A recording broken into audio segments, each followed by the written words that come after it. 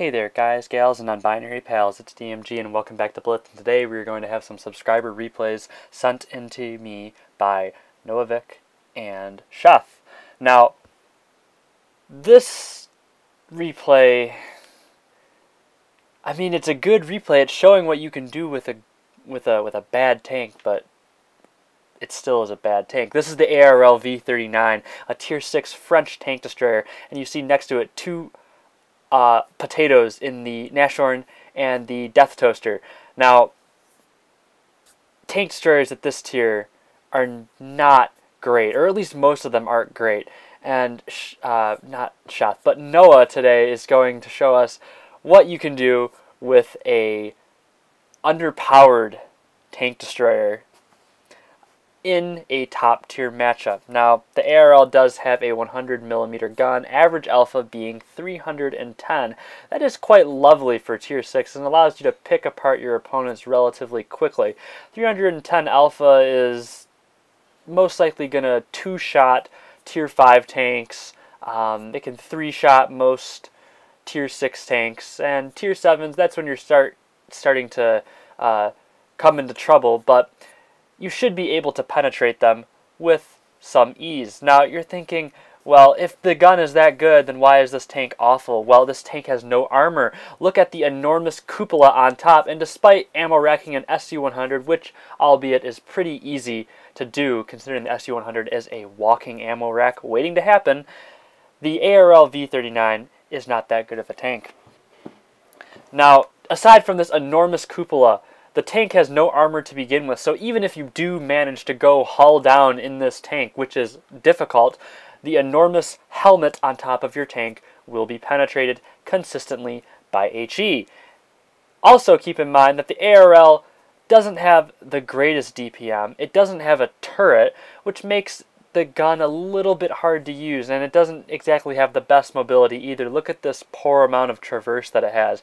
It struggles a little bit getting around the battlefield and re-engaging targets, which is quite the awful thing when you don't have any armor. I mean, you could at least understand if the ARL had armor, then it could act as more of an assault gun, but it can't really fulfill any of these roles, so you really have to vampire the tank in order to do well with it. And hey, it's getting penned from the front by a Sentinel, which isn't known for being great. It really just shows the overall weaknesses of the ARL, but Noah is putting in some great shots, just using very fundamental game mechanics. You know, realizing that he can out-DPM the Sentinel. Since he has full HP, he can take a few shots and rush in and kill the Sentinel. But however, he has to keep in mind that the Sentinel could circle him, but doesn't, as this is tier 6 and not everyone is knowledgeable about such tactics, so Noah is able to take him out of the game. Now, the ARL V39 is a mediocre tank, but as you can see, it's not so much about the tank as it is the driver. However, you get, this is not the right word, how do I say this? You get poor drivers in poor tanks, and then they wonder why they do poorly, right? Whereas you take me, or like I wouldn't even say I drive necessarily OP tanks all the time, but I drive tanks that I feel comfortable in, that I feel like I can perform well in. Those may not be commonly accepted as OP, but I can do well in them, which makes them look good. But when poor players drive poor tanks and they wonder why they do bad, well, that's the reason. I mean, don't shoot yourself in the foot by driving tanks like the ARL V39. Anyways, that was a mastery for driving a admittedly horrific tank. Now, enough of that rant. This is another tier 5 French tank destroyer. Or not another one, but this is another French tank destroyer. This is called the SC35A, and colloquially known as the Bathtub. Now, the Bathtub is a fantastic tank, and unlike its bigger brother, the ARL V39, this thing can really compete at tier 5. And it does that because it has a 90mm gun at tier 5, boasting 225 alpha. Now, you're thinking that's not that special. But when most tanks barely have over 500 HP, or under 500 HP if you're talking about tier 4s, you can two-shot them. It's almost ridiculous at the the gun characteristics of this vehicle, and it doesn't stop there. The ARL has an extremely wide gun arc, as you can see here. Look at where the tank is pointing, and look at the gun where it's pointing. The gun arc is so wide, which means the bathtub does not have to break camo as frequently, and it allows Noah to put in better shots on the enemy from camouflage rather than trying to work the hull traverse and living with the amount of bloom that accompanies hull traverse.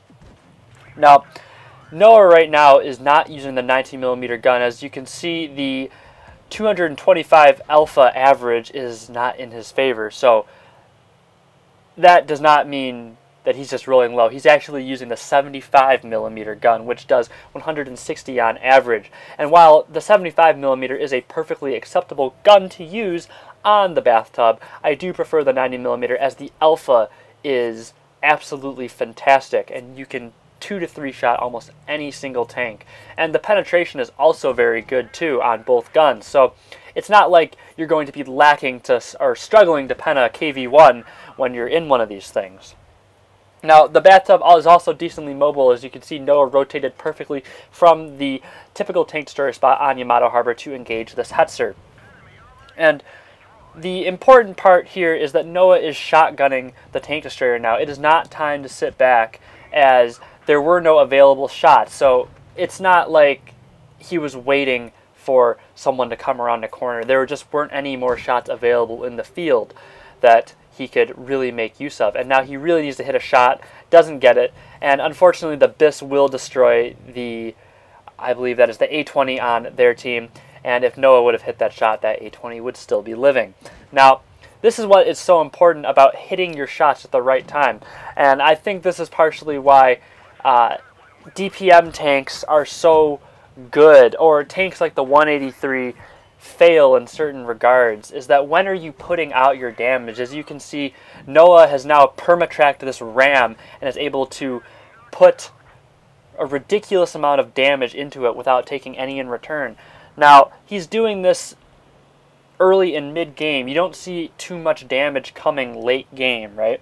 You don't want to be doing damage late game. Well, I mean, you always want to be doing damage, but damage is more effective in an early game and mid-game scenario than it is late game. And why is that? Now, consider damage versus amount of guns in the game, right?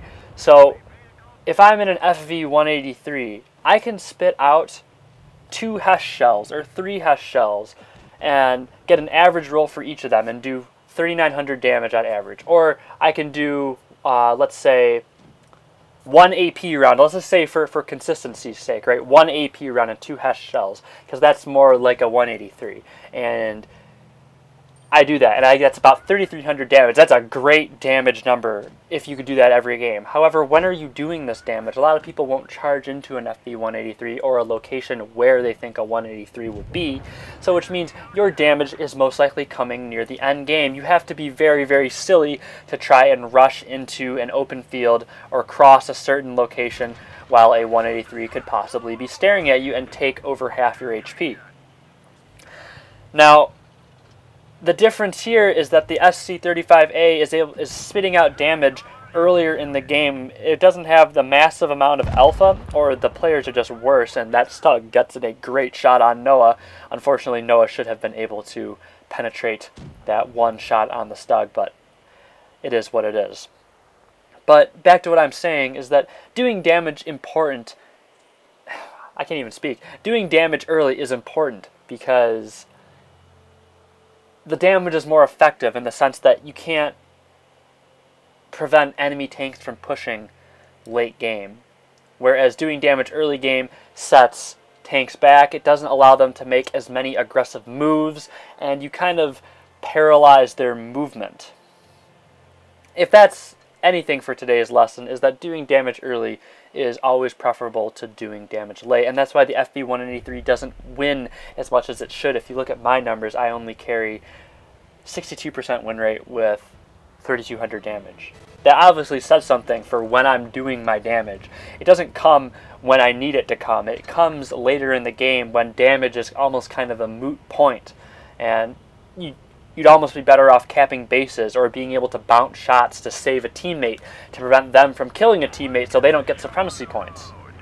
There's just so many nuances to when you should be doing this damage that having extremely high alpha tanks isn't necessarily always the answer.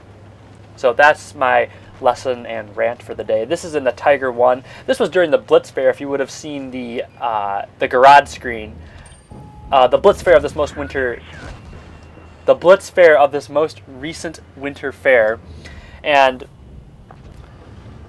Noah will be playing on mines today in the Tiger 1. Now, I'm not really sure when the Tiger 1 was buffed. I know it was recently, and then it got nerfed, I think, 1 or 2 patches later, right? But I do think that this is post-buff Tiger 1, so you can really see high DPM go to work here. I'm not actually really that sure, though, because the reload is over 5 seconds, and I think the reload of post-buff Tiger 1 is under 5 seconds. So we'll just have to keep going and see, but regardless, Noah is going to show us a great round here, and this Carnarvon has made a severe mistake trying to push in front of the Tiger 1. Now, I think the Tiger 1 is the best Tier 7 heavy. Tier 7 is dominated by speed and camouflage and tanks that can really get out there and move, whereas Tier 8 is all about big, nasty, heavy tanks. And the T29, KV3, those are all decent, but they can't really compete with the speed, just the raw mobility of tanks like the Dracula and the Type 62 and the LTTB.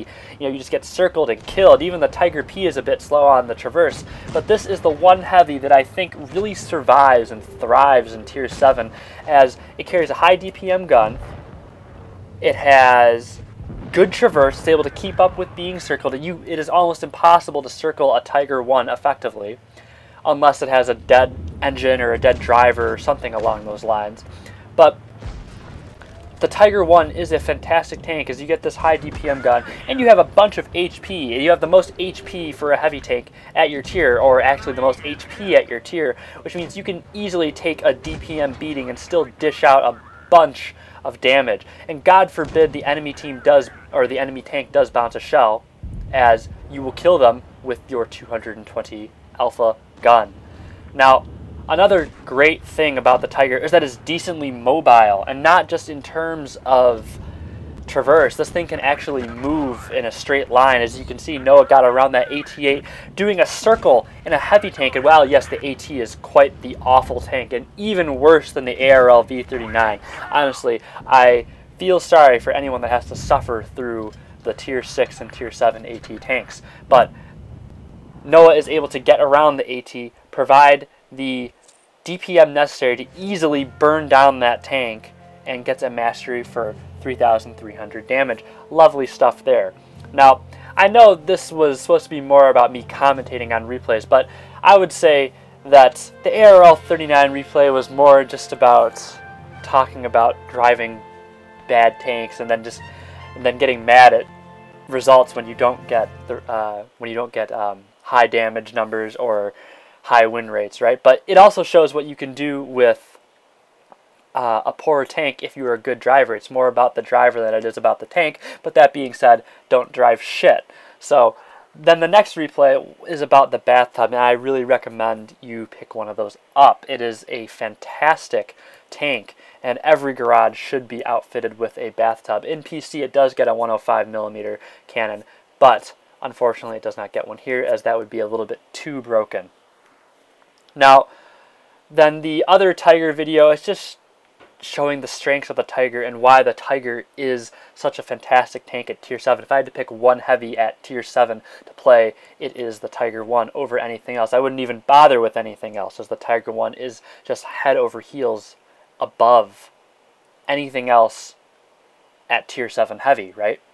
Now, this final replay is the 121B, and it is not Noah this time. It is Sheth from Flash Thunder, and he will be showing the 121B off on Canyon. Now, the 121B is a crate tank, and I already thought it was pretty decent, but in today's patch that will be coming today, or in today's patch that will be coming today, couldn't have sounded more redundant, right? But in this patch, the 121B will be receiving 4 buffs, And I honestly think it will make it into a pre-nerf 140 or something similar to that, or very close to a pre-nerf 140. And as you can see, that other reward medium tank, the M60, comes around the corner, and Chef sets him on fire, putting him within a roll of a Bat Chat shot, and the Bat Chat takes him out of the game. Lovely stuff there. But back to the 121B, it is getting a buff to DPM, which means that's always good. More DPM is always good. If we've seen anything from the Tiger P and the Tiger 1, more DPM is always good. It's getting a buff to its reload, and so that just means you're putting more shells out the barrel. You can peek-a-boom a little bit more effectively in certain cases, right? When you can put in 2 shots to 1 shot. It's getting a buff to its dispersion in the sense that when you fully aim the gun, the reticle will become smaller. This helps when you're trying to make long-distance shots. It helps when you're trying to snipe weak points.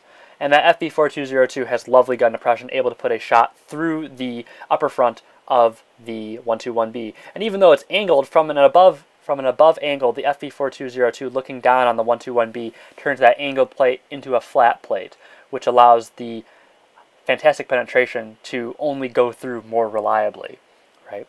And the third buff is to the gun depression. Now, you're saying gun depression, well, how much, right? How much can it possibly get? It's only getting 1 degree, but this is going from 5 degrees to 6 degrees. And I really think this is a good change, and people say 1 degree doesn't mean that much. It means more than you think it does, because between 5 and 6, that's the difference between T62A and Object 140 gun depression. And for me, the Object 140 had fantastic gun depression when I played it, and the T62A does not have gun depression. I struggle with gun depression on the T62A. So I think it's one of those things you have to experience in that regard to feel the difference between 5 and 6, but I find it very significant and noticeable. And the final buff will be to the bloom, and I think this is one of those underrated buffs ever, because now when you're turning the turret or you're moving, your reticle will be less large. It means firing on the move will be much easier. It'll be more comfortable. It'll mean that when you move up to a position, spot an enemy tank, you can get your shot off that much faster. There's less exposure involved. And I think all these buffs will make the already good 121B better. If you equip calibrated shells, you're then getting pre-nerf Object 140 heat with 330 millimeters of heat penetration. You're also getting 257 on your standard rounds, which is technically above a Leopard 1's standard penetration. Of course, this is running calibrated shells. Also, compared to the 140 and the 62, you're getting a little bit more alpha. You're getting that 105, which makes going hull down and abusing the small amount of gun depression, you're getting more out of it per shot than trying to continue exposing and only doing 310.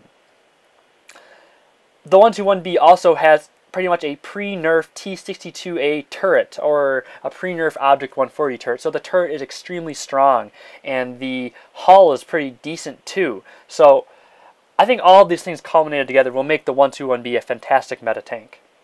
If you like that content, please hit that like button and subscribe for more. And if you didn't, please leave your constructive criticism in the comment section.